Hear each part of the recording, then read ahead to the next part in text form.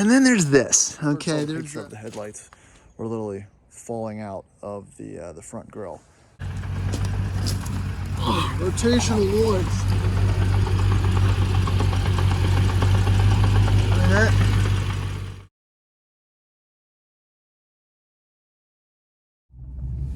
All right, howdy, welcome back to the Addicted Motors YouTube channel. My name is Troy, and in this video, we're gonna go collect my new to me 1994 Land Rover Discovery. Now, if you're a fan of the channel, you've watched a few of my other videos, you'll know I've had a few Land Rovers in the past couple years, and when I say a few, maybe over 20. And, you know, the beginning of this adventure, let's call it, I was under the impression that a manual, 5-speed manual transmission was an R380 equipped Disco 1 was a fairly rare option in the States. There wasn't a whole lot of them made. I never saw them. They're not very prevalent. Most are destroyed trail trucks. And I've kind of since changed my tone on that because I bought another one. And this is the fourth one that I've purchased in the past 2 years, which really kind of makes it, honestly, I bought more manual D1s than automatic so far. So I'm on my way to collect it right now, and if you can tell with the tone of my voice, I'm not too excited about it. I was, and then I wasn't. I bought this truck sight unseen. I'll drop a quick snapshot of the Instagram ad that I saw. I wasn't looking to buy a truck. My buddy was selling a truck. In order for the sale to get done, the owner of the previous owner of this truck needed to sell it for the funds to make the purchase. So I saw a couple pictures of it. I read the description. It seemed like it was pretty good. And I said, yeah, sure, screw it. It's if it's going to drive all the way from Alabama to Richmond, then how bad can it be? Well, fast forward a few days later. So again, I have not seen the truck in person, but what I have heard and seen is pictures from when it was picked up by my friend, who actually made the swap this weekend. And the prognosis is not great. It is, unfortunately, apparently, worse, much worse than was initially conveyed. Which wouldn't be that big of a deal. I buy dumb trucks all the time. Most aren't sight unseen. But most of the ones I buy don't have terrible mechanical flaws. And this one apparently has an almost crippling mechanical flaw. Undiagnosed, but we'll see. So let's just fast forward to me checking it out, and we'll start the journey. And if you didn't pick up on it, I'm in my 227,000 mile E36, and this car's still great. People don't really watch a lot of the content on it. I get it, it's gold, it's boring, but I love it. It's a normal car. I mean, I don't even think twice about driving it pretty much anywhere. It's a daily driver if I really need one. And here we are. All right, so begin. All right, here we are. So let's just preface this whole conversation by the fact that it did make it all the way here from Alabama in one sitting with no issues besides only being in fourth gear, which is a bummer. So let's start with that pretense of mechanically it's probably better. It's probably not. It's probably garbage. All right, let's take a look at it. So paint. So what I was told, what I know. All right, paint's not great. I'm fine with it. I don't really care about paint. I'm not too worried about paint. But here, look at this. This is great. The headlights aren't real secure. And that's a common thing for D1s, but I didn't know that was the one. Bodywork, not too bad. It doesn't have an ARB on it. It has newer tires. They're Coopers. I'm very much aware of that as well. Looks like the roof rack was deleted, also fine. Yeah, I mean, that all seems about right.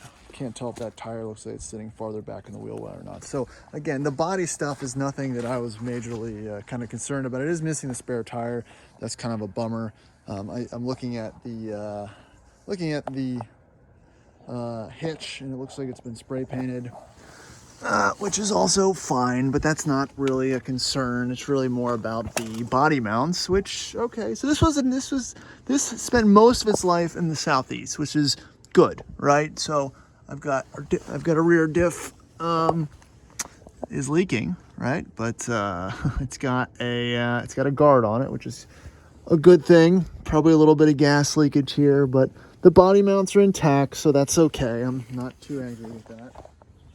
But again, that's not the hard bit to fix. So wells, sills, okay. This is okay. Missing this piece. That looks like a shitty repair or something at one point. I don't think there's supposed to be a gap there.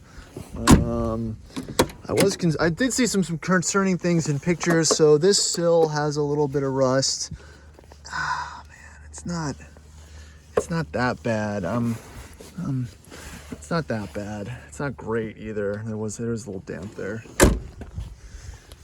Because this looks like it's been painted or something at some point. So, okay, that doesn't look too bad for the floor area.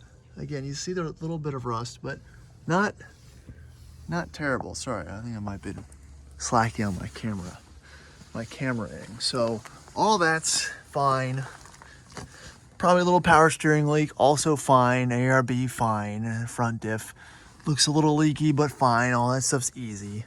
Doesn't look like it has too much of a lift on it, which is okay as well. But again, there's the transmission. That's what's going to be the kicker. And then there's this. Okay, there's the Australian style safari snorkel that was previously affixed to this truck. Has been removed at some point. And it was removed prior to the gentleman that we bought it from having it. So that I can definitely forgive. So we're going to have to do something about that. So that's just a gaping hole that obviously is going to create rust and all types of wonderful things from getting in there. That's just, man, that's a bummer. All right, let's go inside the disco. Also things that I was aware of. There's no headliner. Headliner was bad. It's pulled out to address some leaks, so that's a given. So let's just skip that for now. We've got manual leather seats, which is nice. I like that. Manual leather seats are good. They're a little bit, they need to be a little bit caved in, which I feel like it happens a lot on these trucks. Outlet is there. They also mentioned that the speedometer might not be working, which could be something with transmission. So it looks rough with that down, not great, but not the end of the world. Shifter, interior bits, it is what it is. Coming back here, I guess that's the AC vents and stuff. I don't know. I kind of just want to pull it all down. Honestly, I don't even like the fact that it's up there. They brought some tools with them. See a little bit of rusty poo around there. Looks like these have been installed with some screws. So there's probably a little rust under there. Coming over here. So that looks fine, solid. Seatbelt mount, a little rusty. I get it. That's just from water kind of coming down through there. But it's not, I've seen worse. Oh God, that opens. Off-roady bits. The sill it's there. It's got mats. Let's see, I'm seeing some crust. Not bad crust, but there's a little bit under there. That carpet's gonna need to be pulled out, and we're gonna have to do something with that to make sure it's not too bad. Yeah, and that's it for now. Let's how do I get Andy out here, get the keys, and check it out. And for those new time viewers, you might remember this truck from a couple years ago. We sold it to my buddy Andy, who has since changed the wheels. Actually, this grill guard is off the manual D1 that we had. He's sold that to him, and he has installed it. And it looks great. It's very clean, very rust free. Probably pretty much in the same like overall body condition as this one. This is like a 97 or something. That's a 4-liter. This is a 3.9. So let's pop the hood and continue on with the tour here. Except we're not going to pop the hood because the lights are duct taped. Let me do something about that. All right, got the power barn open. So again, 3.9, which is actually kind of why I like the truck. My 89 Classic is a 3.9. And I think it's a nice little engine. Not really known to have many major problems. Oil looks nice. All pretty tidy in here. Looks like he's replaced the clutch master at some point, which is good. Unfortunately, in these manual transmission discos, to check the fluid and whatnot for the transmission is under the car. It's not easily accessible, so you can't just pop that out. But it looks like we've got an okay belt on here. We've got the updated coolant reservoir with the green stuff in there. That's fine. Newer battery, of course. None of these have battery strap downs, which is also fine. I'm not too concerned about that. I don't want to get too picky. So, you know, I'm still not super concerned about it, but I don't want the keys yet. I'm waiting for Andy to come out. Oh, one more thing to check. Well, good. This opens. And actually, this doesn't look too rusty back here, but this has been pulled at some point, so I'm sure I'll find some surprises under the carpet there. But no, it's an SC7. Okay, so it's a 7-seater, so that's kind of cool, I guess. Okay, that's probably the AC bits that's all worked in here. Oh, it does have a spare. Okay. Yeah, well, doesn't change things. It looks so rough. Oh, Andy, are you still talking? You just stand there? I want to hear it start. Oh, okay. Yeah. So I gotta move this car to where that car is because I can't park my wife in. What's that noise? So we heard that too on first startup, but then it went away. I think that might be that's what the trans noise sounds like, by the way. And the SRS lights on? And the check engine lights on? Yeah, check engine lights, right? What is that? Well, I guess I'm not going. Oh. So that is the rotational noise in the transmission. That does not sound good.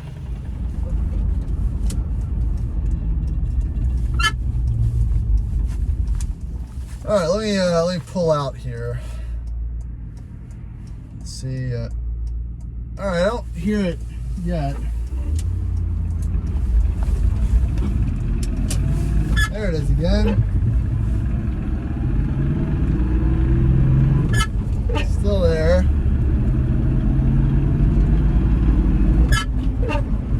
But I do like it. I don't think I've ever really driven one that was more or less sorted. All right, let's try fifth. Much louder in fifth. Keep it in fourth. Why do I do this to myself? I sincerely sometimes question why I do this, and it's just one of those moments. Check engine light. I don't even need to get a check engine light. And a 3.9. But clutch feels good. One thing I'm gonna have to check is the high-low range. That clutch is that's gonna get old. Oh, look at yours. Fourth. All right, well, just a few more miles. Oh, this seat doesn't go back very far either. This is, man. Can you hear that? That is something. There is something in there. But it is fun to drive all the way up to fourth gear. Bam. The shift movement and everything does feel much nicer than the last four that I've owned. That's an upside. I was listening to the noise. It goes away when I put it in gear. I mean, like not completely, but it's much more pronunciated when it's just idling in neutral. So there's something to be said about that. Also, this door seal leaking. I just like the kind of like looking behind me in the camera. This just looks comical. Oh, there's the seat.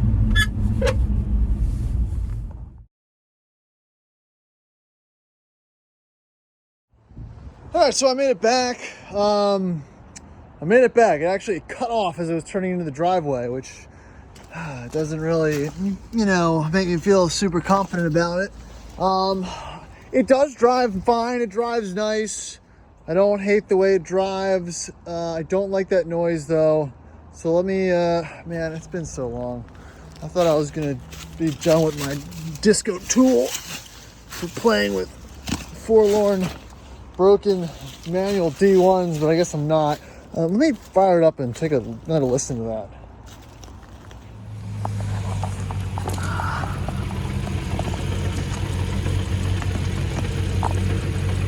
It's such an oddly resonating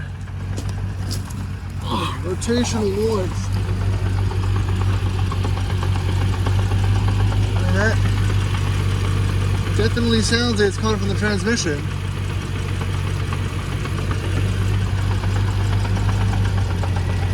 And I mean, unless it's just like the flywheel or like a flex plate or something just spinning, or just bumping into a bolt's backed itself out. I mean, it sounds like it's coming from inside. Oh man. Oh, I don't learn. I don't learn, do I? Rotational noise. And that, you know, it's like as if I don't have enough other Land Rover problems. Still have to complete the floor in here. I posted one video, part 2 is coming in the next couple days whenever I get the time to do it. I've got, I mean, this, it's fine. It's probably needs a transmission, but it's fine. And then this, so the rest of the list, what else doesn't work? Wipers don't work. Window doesn't work. What else didn't work? Oh, any of the radio doesn't work. I didn't check anything else. I probably should have checked it. I don't want to. But it is cool. It drives okay. It needs a snorkel. It needs a lot. I mean, let's be honest. This is a project. This is a little rough. So this one's gonna be interesting. We're gonna have to get some stuff for it. I definitely think we need some lights to go on the grill. I'll take the duct tape off, figure out what's going on with the inserts, and start the whole Rover process, guys. I'd really want to go through with it. Hopefully we'll get some time this week to put up in a lift. If not, I'll end the video here, but if we do, we'll continue on. All right, so it's a few days later and I'm in the no headliner green disco with the, hear that? The transmission noise. And we're gonna go to the shop, we're gonna check it out, maybe put on a lift, and see what we can maybe fix for not much. The wipers don't work. I think I already mentioned that. So it's raining, the wipers don't work. Oh man, it's such a bummer. One-handed stick driving. I hate that this thing does drive relatively well beside of the horrendous rotational braking noise that the transmission seems to be making. Oh, that's not third gear. Fourth gear, somewhere. Couldn't find third gear, so maybe that's gone too. We'll find out. All right, so I didn't film it, but I just pulled the fill cap and it was full of fluid, so that's a bummer. And now I'm coated with transmission fluid. Also, the wiper started working again. So that's bad news. I'm not sure what else I'm gonna do. I think I'm gonna pull this headliner out because it's gross. That's probably gonna be the next course action. All right, so now we're just gonna pull this out because it's gross. I don't want to look at it anymore, so just gonna, yep, there she goes. That's how you do that. That's how you handle those problems. Absolutely disgusting. All right, so that's how you make a car from a car you could sell to a car you've got to keep. Pull the headliner, and now it's way more usable and user-friendly. Next is going to be the carpets and the transmission, just in that order, I think. Just going to keep it simple. Let's check it out. Could be worse. You know, you can tell this car's sat and condensated. Oh, look, it's a fun little fix. Wasn't executed very well. A little JB weld and whatnot, so I'll have to improve on that design. On the upside about it, some more headroom, so I'm gonna remain positive. main pocket. All right, so thanks for watching. That's gonna wrap that video up. I left it at the shop last night. We'll probably do some additional diag about it. Moral of the story is, you know, it's great to buy things sight unseen. I was under the impression that I was buying a fairly sorted truck mechanically, but sometimes that's just how it goes. It's unfortunate. I wish the seller was a little bit more honest. I think if it was me and I'd heard any inkling of that sound prior to making a 600 some mile journey, I probably would have held off. Or at least disclose that, because it's kind of a pretty terminal issue. I mean, you can find an R380 transmission. They're not hard to come by, but it's going to cost a bunch of money to swap it in. And again, I thought this was a fairly easy transaction that was going to be on the up and up, and unfortunately it wasn't. So yeah, I mean, I bought the truck for me for the price that I paid. I can't really make any money selling it or flipping it or anything like that. So again, the truck's gonna stick around. It is fairly okay for what it is, but it really wasn't worth what I paid for it. So that just happens. That's a little bit of car karma. It goes both ways. And I've sold a lot, bought and sold a lot of vehicles. And you know, there's always going to be issues, but nothing as terminal as, you know, a potential transmission or engine failure or something like that. That gets a little bit outside the lines of normal old car shit, if we say it as such. So appreciate you watching. Please like, subscribe, do all that fun YouTube stuff. Really appreciate the support and the comments. I really like, you know, the fact that you guys find these videos interesting. Again, this is kind of stuff I do every day. I figured I'd just film it. So updates upcoming, where the P38, low mileage P38, should be inspected and ready for us to at least take a look at in depth next week. So that's be coming up. As far as more Range Rover Classic updates, gonna do the other floor at some point. So thanks for watching. Catch you next time.